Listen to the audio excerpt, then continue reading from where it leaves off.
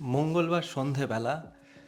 এখন আমরা অফিস থেকে ফিরেছি। স্বাভাবিকভাবেই শরীর খুব টায়ার্ড, সারাদিনের খাটাখাটনি তো রয়েই গেছে। তো এর মধ্যেও খুব কুইকলি কি রান্না করে খাওয়া যেতে পারে, এটা তো একটা বড় কোশ্চেন।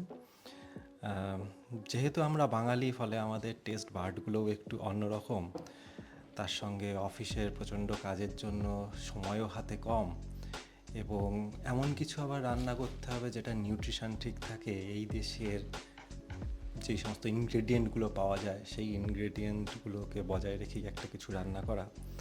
তো আমরা দেখি আজকে কি করে 10 মিনিটের মধ্যে কোনো একটা রান্না চট করে করে নেওয়া যেতে পারে। তা আজকে কি রান্না হচ্ছে তাহলে? আমরা চটজলদি বানাতে পারি একটা মাছের ঝোল ভাত। ওকে। মাছ যেহেতু ইউকেতে আছি, তাই সব মাছ তো অ্যাভেলেবেল নয়। অনেক মাছই পাওয়া যায় যেটা ইন্ডিয়াতে অ্যাভেলেবেল, বাট ম্যাক্সিমাম সেগুলো ফ্রোজেন। নিউট্রিশনের কথা ভাবতে গেলে কিছু ফ্রেশ মাছ খেতে হয় রেগুলার বেসিসে। তো একটা ফ্রেশ অ্যান্ড হেলদি মাছ যেটা সবসময় এখানে পাওয়া যায় সেটা হলো স্যামন।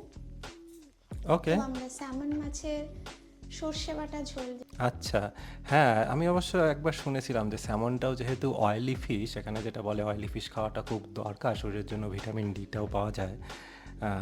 এবং তাছাড়া আমি যেটা শুনেছি এর আগে যে স্যামন সর্ষেটা খেতে নাকি অনেকটা ইলিশ সর্ষের মতো হয়। হ্যাঁ, একদমই তাই। এবং স্যামনে আরেকটা যেটা ইম্পর্টেন্ট জিনিস থাকে যেটা বাচ্চাদের জন্য খুব ভালো, সেটা হচ্ছে omega-3 fatty acid, vitamin D, যেটা তুমি বললে।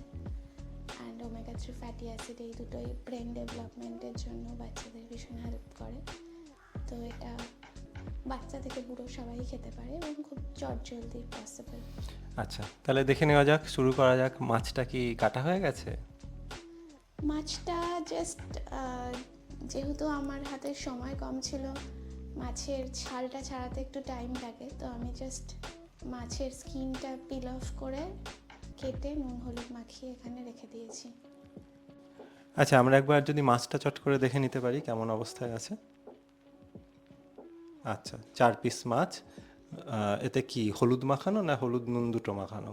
এতে নুন এবং হলুদ দুটোই মাখানো আছে। কতক্ষণ আগে মাখিয়েছো? সকালবেলায় মাখিয়ে রেখে গেছো? না, জাস্ট রান্নার আগে মাখিয়ে নিলেই হবে। আচ্ছা, ঠিক আছে। মাছটা কেনার পর পিল অফ করা হয়েছে এবং এটা জাস্ট 2 টুকরো করে নুন হলুদ। আচ্ছা, ঠিক আছে। ওকে, ঠিক আছে। তাহলে শুরু করে দেওয়া যাক রান্না। হ্যাঁ, এটা সর্ষের তেলে রান্না করা যেতে পারে, যেহেতু আমরা হেলদি ভাবছি তো ভেজিটেবল অয়েল ইউজ করছি। ওকে। দুটো মাছে 2 tablespoon oil is enough. It's a 5 ml spoon.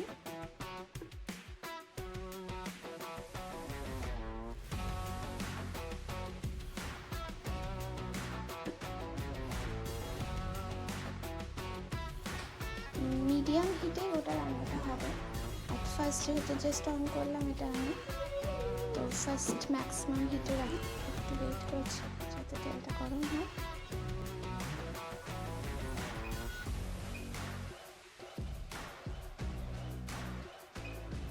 First medium to high হিটে রাখছি।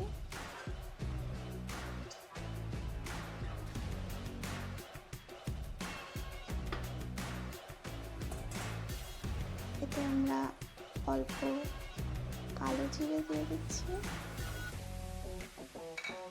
1 টিস্পুন, 1/2 টিস্পুন। 1 টিস্পুন কালো জিরে।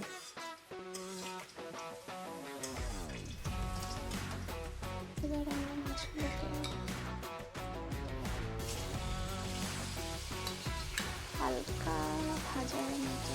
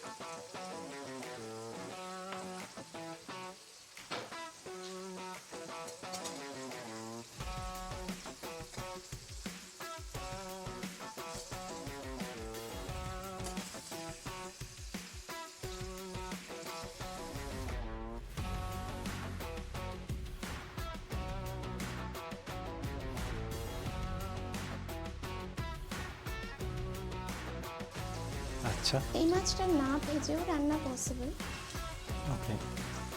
বাট ভাজলে তো অবভিয়াসলি একটু টেস্টটা ভালো হবে। হ্যাঁ, ওটাই উদ্দেশ্য। বাঙালি তো একটু তেলে ঝালে বাঙালি, তো একটুখানি যদি ফ্রাই না হয় তাহলে কি আর বাঙালির ভালো লাগে? কিন্তু তার সঙ্গে শরীরের ব্যাপারটাও বজায় রাখতে হবে, একদম সত্যি।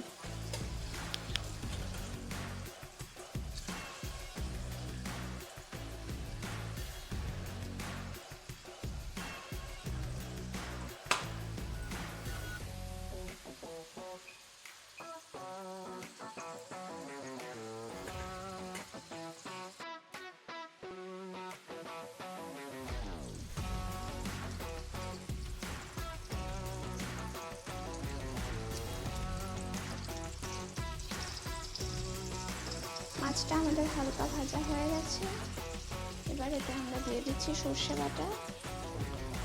আচ্ছা, এটা একটা পেস্ট ফর্মে পাওয়া যায়, যেটা আলাদা করে ভিজিয়ে রাখার দরকার নেই। এটাতে জাস্ট একটু জল দিয়ে আমি এটাকে ঢেলে দিচ্ছি। এটা তোমার টাইমটাও বাঁচাবে।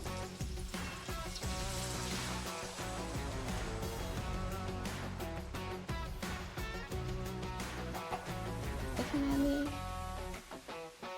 যেহেতু দুটো মাছ, 2 থেকে 3 চামচ পেস্টটা ইউজ করেছি, আর তার সাথে 2 থেকে 3 চামচ জল। এই সময় গ্যাসটাকে মিডিয়াম টু লো হিটে রাখবো।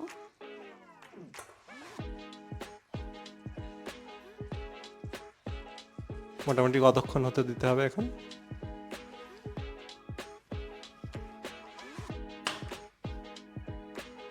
এবার অ্যাকচুয়ালি মাছটা কুক হওয়ার জন্য ওয়েট করতে হবে, রান্নার প্রসেসটা শেষ।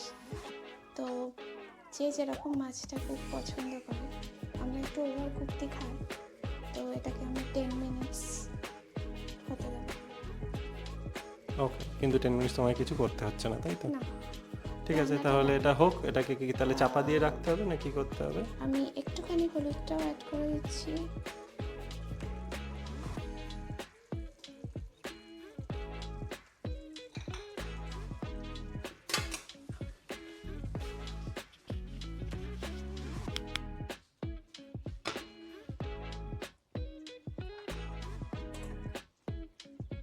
নুনটা 1 টিস্পুন।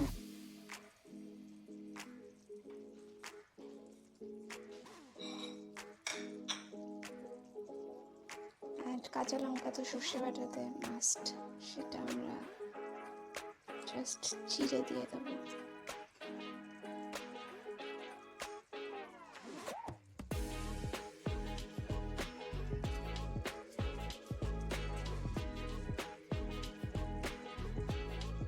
এটাকে হাফ চিড়ে আমি দিয়ে দিচ্ছি জাস্ট।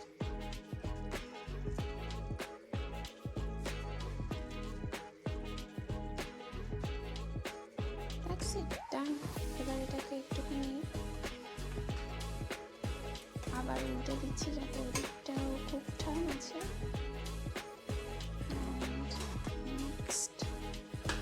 ঠিক আছে, তাহলে আমরা এখন এটাকে